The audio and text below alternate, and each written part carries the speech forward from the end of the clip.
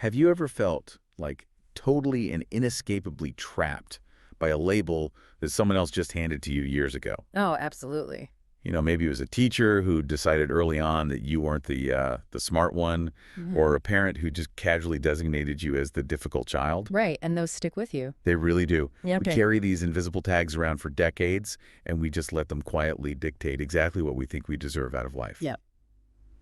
So welcome to the deep dive. Our mission today is to explore a really profound and just intensely personal YouTube interview.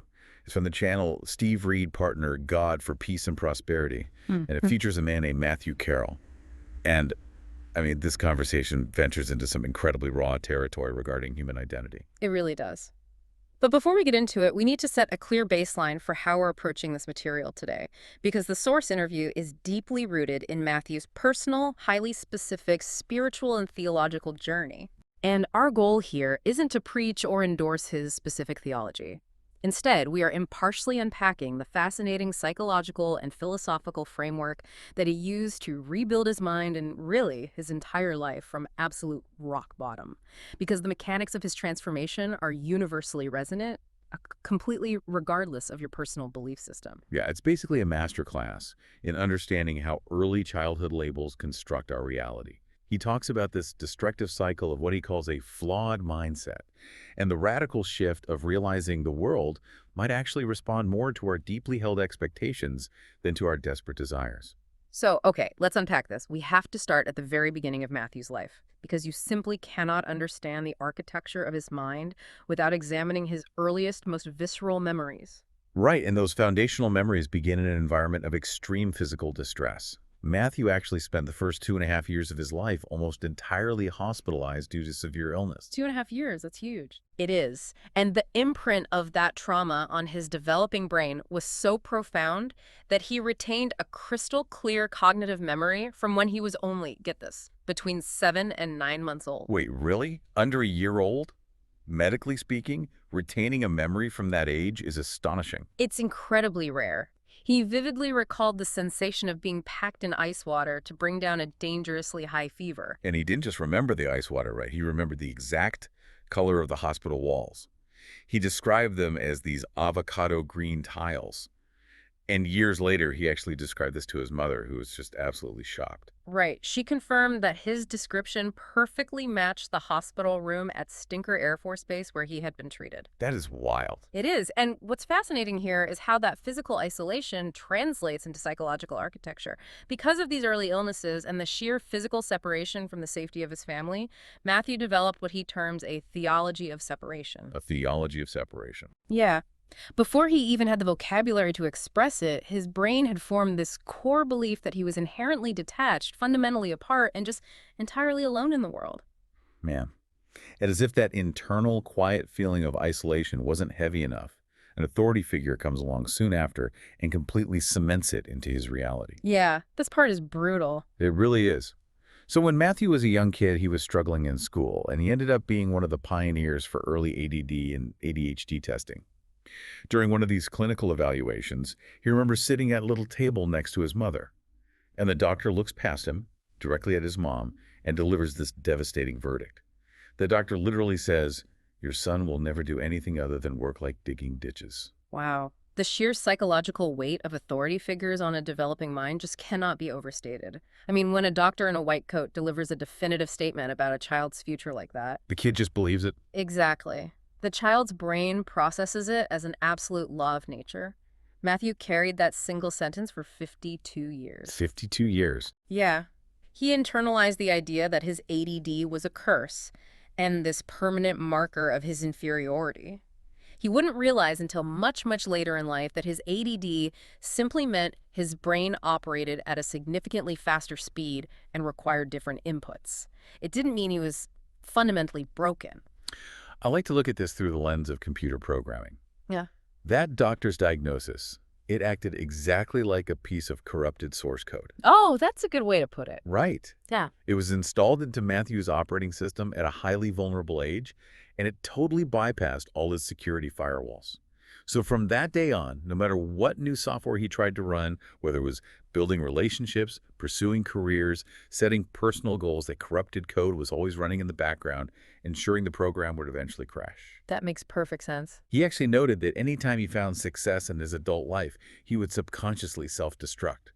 Because fundamentally, he believed he didn't deserve to be there. He felt like he was just the ditch digger playing dress-up. It really makes you wonder how much of our own adult bad luck is actually just us faithfully executing the corrupted code we were handed as kids, you know? Oh, absolutely. This corrupted code operates like a subconscious mandate. It demands that your external reality match your internal programming, which completely explains why Matthew's eventual professional success didn't save him. Right. It actually triggered his collapse. Exactly.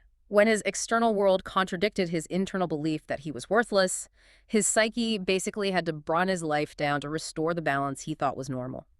And the resulting crash was catastrophic. I mean, Matthew had actually managed to build a highly lucrative career.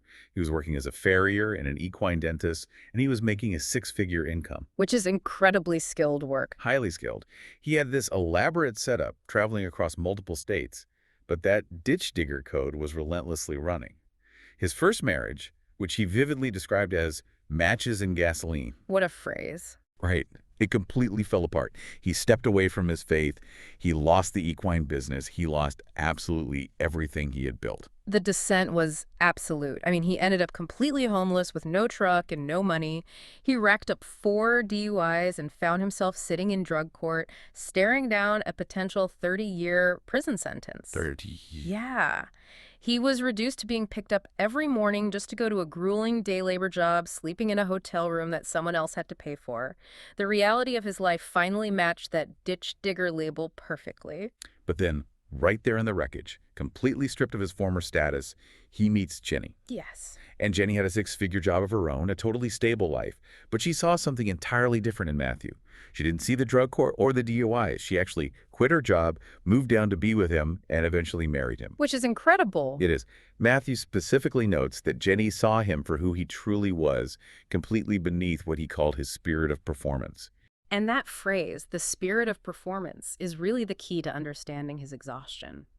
For his entire life, Matthew felt that without performing, without proving his worth through relentless effort or financial success, or masking his deep pain, he was just a nobody. Her performance was his only shield. Exactly. And Jenny didn't require the performance. And crucially, neither did the next figure who intervened in his life, Dr. John Haller. Oh, man, this part of the story. So Jenny dragged Matthew to a church in Durant, Oklahoma. And Matthew only agreed to go because there was a rodeo arena outside, so he just assumed it was a casual cowboy church. Right, but it wasn't. It wasn't at all. But Pastor John took one look at this broken, struggling guy who was navigating the drug court system and just took him entirely under his wing, offering zero judgment. And he went far beyond just offering kind words. Pastor John literally gave Matthew an apartment underneath the church stage. Yeah. He looked Matthew in the eye and told him, "As long as I'm the pastor of this church, you will have a home." It's an astounding level of generosity. It really is. Yeah. But it forces a difficult question, right? Why does it so often take hitting absolute rock bottom and receiving the completely unearned grace of total strangers for us to even begin questioning the destructive labels we've accepted? Well, hitting rock bottom is the moment the performance finally fails. You simply have no energy left to pretend you have it all together. What Pastor John provided with that apartment under the stage was a literal physical foundation. He provided physical safety. Which you need. You have to have it. Psychologically speaking, you cannot deconstruct a lifetime of destructive habits or examine your own trauma if your brain is locked in a state of hypervigilant survival mode. That apartment gave Matthew the baseline security required to finally sit down, begin studying theological texts, and start the grueling work of rebuilding his mind.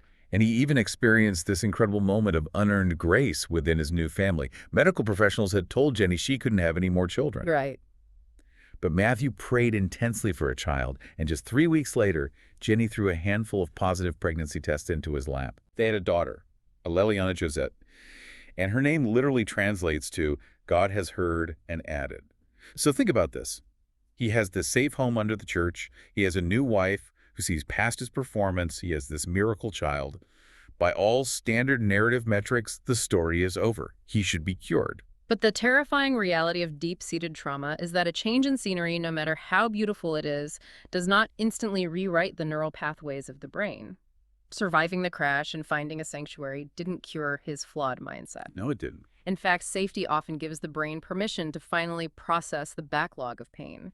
Matthew's true turning point hadn't happened yet. It required him to confront a darkness much deeper than his external circumstances. Yeah. Despite the safety and the love of his family, he was still spiraling internally. He was working out on the road again, hanging fiber optics, physically disconnected from his support system. And the internal noise became so deafening that on July 11th, he put loaded .45 caliber handgun to his own head and pulled the trigger. A trigger pull that should have ended his life instantly. But the gun didn't fire. He manually ejected the shell to see what happened, and the firing pin hadn't even touched the primer. A literal, physical misfire saved his life. Unbelievable. So he packed up and went home to his wife. But the sheer agony didn't stop just because he survived. He was still locked in mortal combat with the thoughts generated by that flawed mindset. The turning point finally arrived through a question. His wife asked him a question he actually describes as the biggest train wreck of his life. Yeah, Jenny was walking out the door to go to work. She paused and asked him to genuinely think about this specific theological scenario. She said, "If God is the same yesterday, today, and tomorrow, how do you think his expression and thoughts and his reactions were to Michael the Archangel?" And without even waiting for an answer, she just shut the door and left for the day. Talk about dropping a psychological grenade and walking away. Seriously. It sparked this massive, uncontrollable epiphany. Matthew paced his floors for hours, weeping uncontrollably as the logic of her question just dismantled his entire worldview. We have to unpack the theological logic of that question to understand why it broke him. In traditional theology, Michael the Archangel is deeply intertwined with the story of cosmic rebellion and the fall of Lucifer. The core of Jenny's question relies on the premise of an unchanging creator. Okay. If God is exactly the same yesterday, today, and tomorrow, then his essence, which Matthew defines as unconditional love, is a constant variable. It never fluctuates. Therefore, God's love and grace toward the angels never wavered, even amidst rebellion. Oh, wow. The epiphany Matthew had was recognizing that God didn't turn his back on creation. Creation turned its back on God. The separation was an illusion entirely constructed on the side of the created, not the creator. Which completely shatters Matthew's theology of separation that he developed as a baby in the hospital. He suddenly realized that his entire concept of hell was fundamentally backwards. Hell wasn't some fiery subterranean destination he was doomed to go to after he died.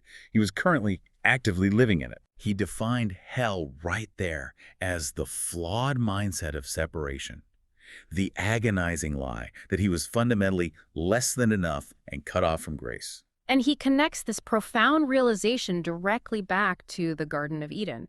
He points out that the true first lie wasn't about eating a forbidden apple. The true lie was the illusion of separation.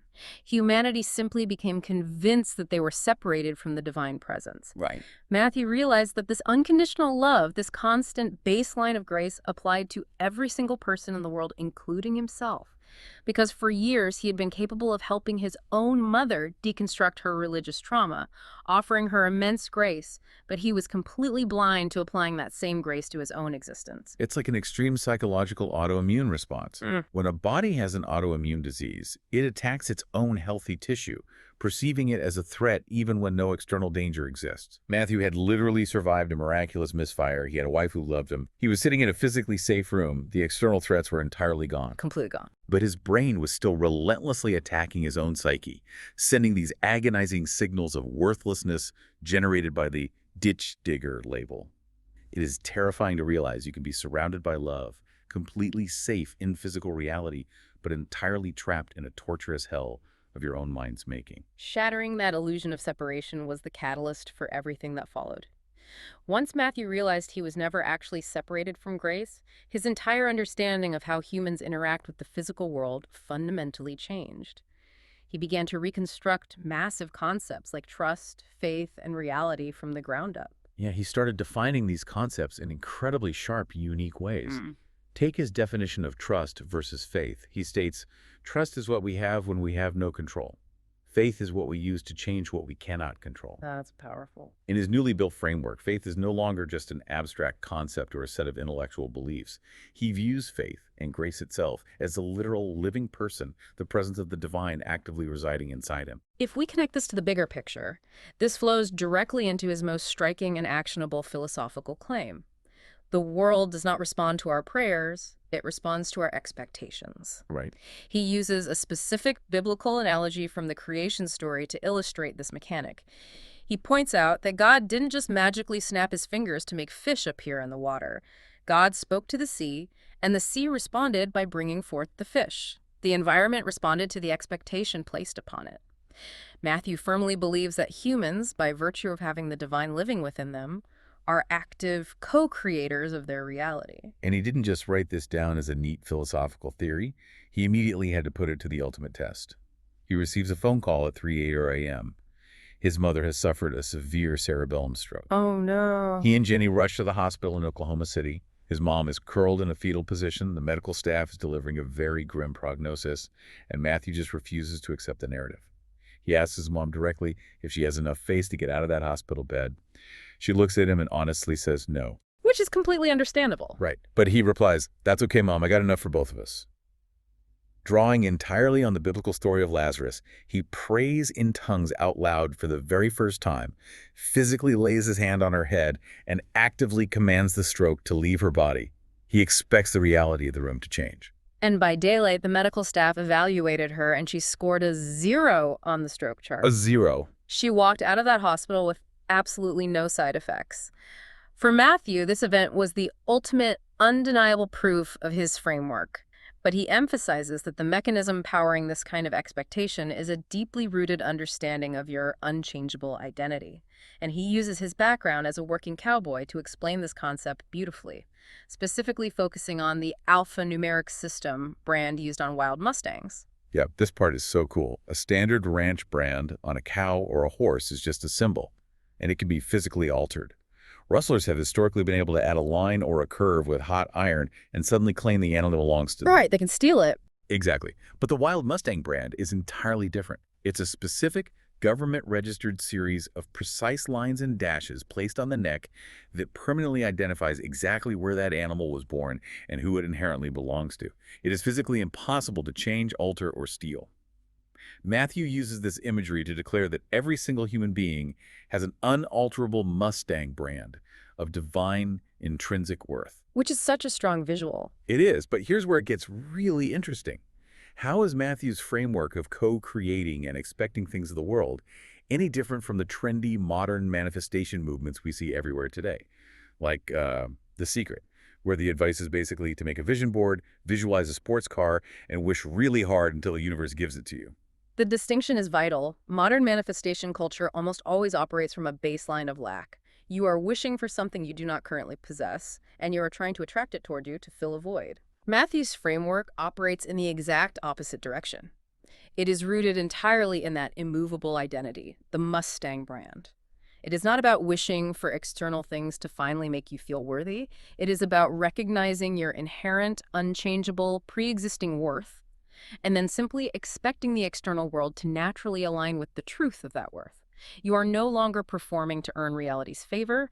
You are simply standing confidently in your true identity. That is a massive paradigm shift. Yeah. It's the difference between begging for a seat at the table because you feel left out versus sitting down comfortably because your name has been permanently engraved on the chair since the beginning of time. Exactly. But that brings up an incredibly difficult psychological hurdle. If you finally realize your identity is permanently branded with worth, how on earth do you go back and fix the 52 years you spent absolutely convinced you were nothing more than a worthless ditch digger?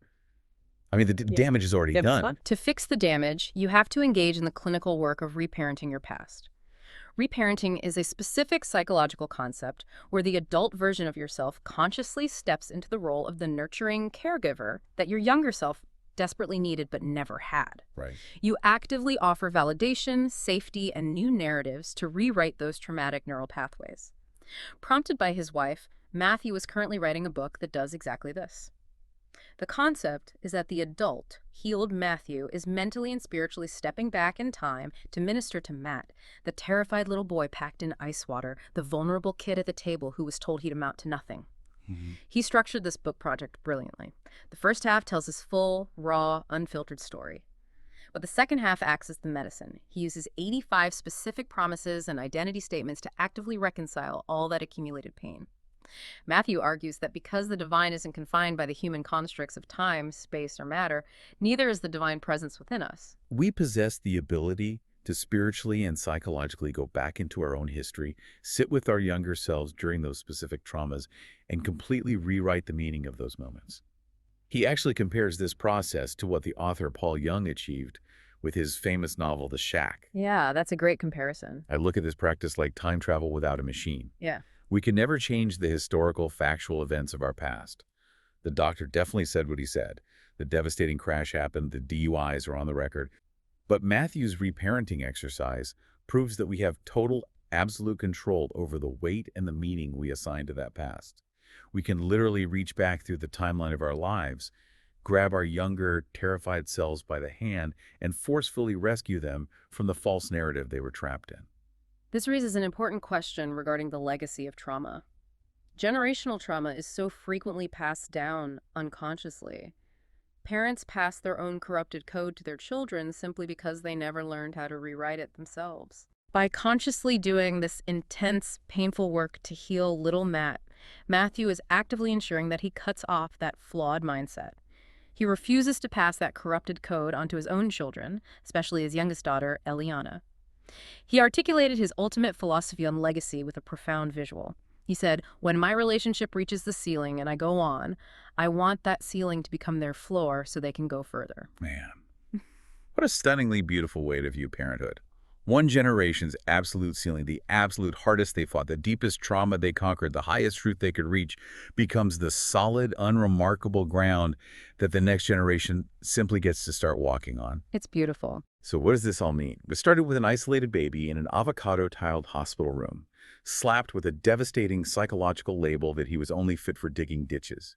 We watched him faithfully execute that corrupted code until his subconscious demand for failure cost him absolutely everything. We watched him survive a miraculous misfire, only to finally realize that hell is nothing more than an internal mindset of separation. Matthew Carroll's journey is truly a masterclass in shedding the exhausting spirit of performance and stepping fully into the unalterable, permanent Mustang brand of your true identity. And the enduring value of this deep dive is that whether you share Matthew's specific religious theology or approach this entirely from a secular perspective, the mechanics of his transformation remain universal. Identifying the childhood lies we've internalized as truth, recognizing that we are exhausting ourselves performing for a worth we already inherently possess, and consciously changing what we expect from the reality around us, these are incredibly powerful, highly applicable tools for anyone, anywhere, who is feeling trapped by their own history. You certainly don't have to be a cowboy or a theologian to put these tools to work in your own life today. Which leaves us with this final thought. Matthew argued forcefully that the world does not respond to our desperate prayers or our quiet wishes. It responds to our deeply held expectations. So take a hard, honest look at the recurring patterns happening in your own life right now. What is the quiet, subconscious expectation you are actively co-creating with the world, completely without realizing it? And more importantly, is it finally time to expect something better? Thank you so much for joining us on this deep dive. We'll catch you next time.